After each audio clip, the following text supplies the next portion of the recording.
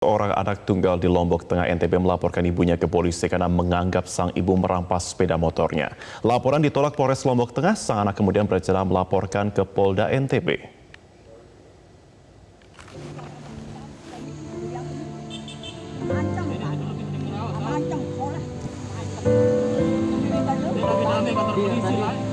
Video yang diunggah di media sosial ini menunjukkan upaya mediasi antara anak, pelapor, dan ibu kandung terlapor. Kasat Reskrim Polres Lombok Tengah AKP Priyo Suhartono berupaya agar sang anak mengurungkan niatnya melaporkan ibunya dan menyelesaikan secara kekeluargaan. Masun, warga dusun Berobot, Desa Ranggagata, Lombok Tengah melaporkan Kalsum sang ibu dengan dugaan penggelapan sepeda motor yang dibeli dari uang warisan ayahnya.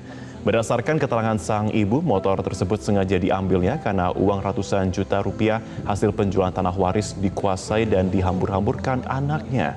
Karena laporannya ditolak Polres Lombok Tengah, Masun akan melapor ke Polda NTB.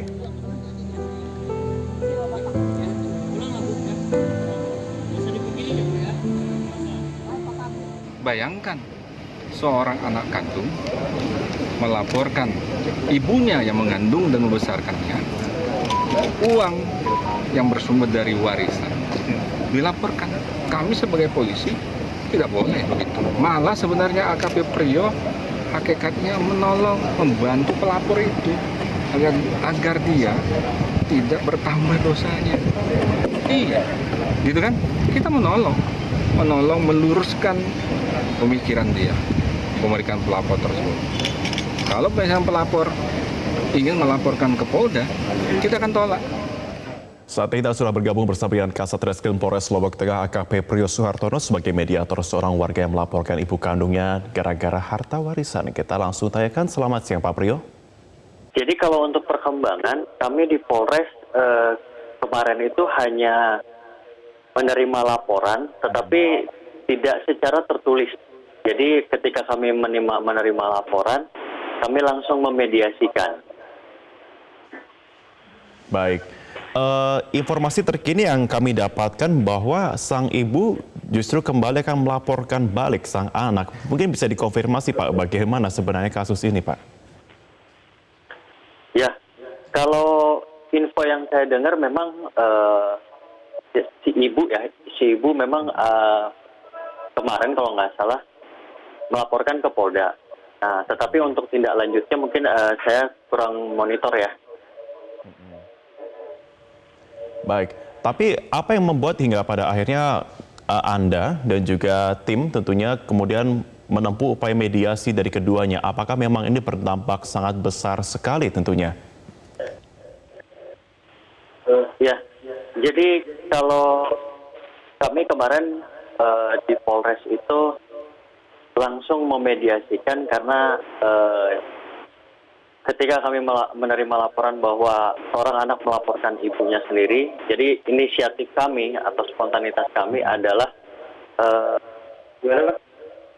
dari sisi kepolisian sendiri, kita bukan hanya dari segi penegakan hukum saja ya. Jadi kita juga harus melihat dari berbagai aspek yang lain. Jadi dari aspek kemanusiaan, sosial maupun hati nurani juga.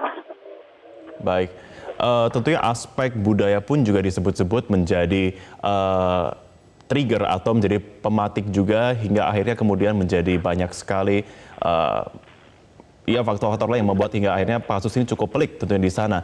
Kemudian apa yang membuat Anda ini akhirnya tergerak untuk bisa tidak melanjutkan perkara ini padahal secara yuridis laporan tidak boleh ditolak, Pak? Ya, secara profesionalisme memang kami polisi tidak boleh menolak laporan apapun dari masyarakat. Memang itu tidak profesional kalau seperti itu. Tetapi di sini saya berbicara hati nurani ya, dan juga saya waktu itu memang kalau secara pribadi saya ya jujur saja saya tidak tega melihat kondisi ibunya pada saat itu. Kondisi seperti apa yang Anda lihat pada waktu itu? Apakah memang Anda melihat sudah ada konflik berkepanjangan yang hingga akhirnya membuat kondisi psikologis sang ibu kemudian terpukul, atau seperti apa yang hingga akhirnya membuat Anda tidak tega? Ya, jadi pada saat itu saya melihat kondisi si ibu menangis, sedih, dan juga saya melihat dari tingkah laku si anak sendiri yang membentak, memaki-maki ibunya, memarahi. Nah, ya di sini saya ibaratnya merasa sedih sekali ya, karena tidak etis lah atau tidak pantas apabila seorang anak bertingkah seperti itu terhadap ibu kandungnya sendiri. Baik, apakah Anda melihat ada gangguan secara psikis yang kemudian dialami oleh baik antara pelapor ataupun terlapor yang hingga akhirnya membuat emosi dari keduanya ini nampak, kok saya lihat dari video ini sangat tinggi tingkat emosinya? Kalau secara psikis saya tidak bisa memastikan ya, karena sampai sekarang tidak ada info yang saya dengar mungkin dari baik dari pelapor ataupun maupun terlapor ada gangguan psikis ataupun yang lainnya. Saya nggak ada info masuk seperti itu. Baik, setelah Anda melakukan mediasi, sosialisasi dengan cara kekeluargaan, dengan pendekatan norma budaya juga, bagaimana kemudian reaksi dari keduanya? Ya, saya waktu itu sudah memediasi dengan berbagai sudut pandang ya, dari segi agama maupun etika. Tetapi di sini tidak ada titik temu antara keduanya. Jadi akhirnya saya memutuskan untuk yaitu tadi menolak laporan dan menyuruh pulang si pelapor atau si anak gitu. Karena saya berpikir waktu itu si anak ini sangat emosi sekali ya. Jadi saya berpikir untuk bertindak untuk menyuruh pulang dan supaya dia bisa mendinginkan dulu lah keadaannya dia gitu. Baik, Pak Priyo, Anda juga berdasarkan laporan ini Anda mendapatkan penghargaan pada HUT ke-74 Bayangkara. Bagaimana tentunya arti penghargaan ini agar Anda bisa tetap mengutamakan norma keadilan jika kemudian terjadi hal-hal serupa seperti yang sempat terjadi beberapa hari terakhir ini?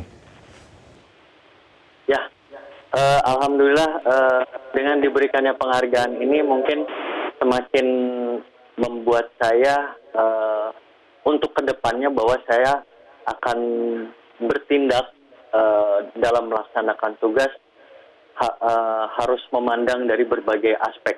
Jadi di sini saya jangan hanya bertindak sebagai kacamata hukum saja sesuai textbook ya, tapi juga harus berbagai aspek, memandang aspek kemanusiaan tadi, kemanusiaan, sosial, hati nurani. Karena tujuan hukum itu adalah yaitu tadi asas keadilan, kepastian dan manfaat. Ya seperti itu. Menjadi sebagai pertimbangan saya untuk ke depan. Pak Priyo, untuk mengantisipasi jikalau kemudian dari salah satu pihak kemudian akan membawa kembali ke langkah hukum terkait dengan kasus ini, apa yang akan menjadi antisipasi Anda? Yang jelas, kalau kami tetap sih pada intinya berupaya untuk memediasikan ya, karena ya itu tadi ini masalah keluarga juga lah, dalam masalah keluarga dan antara anak dan ibu begitu.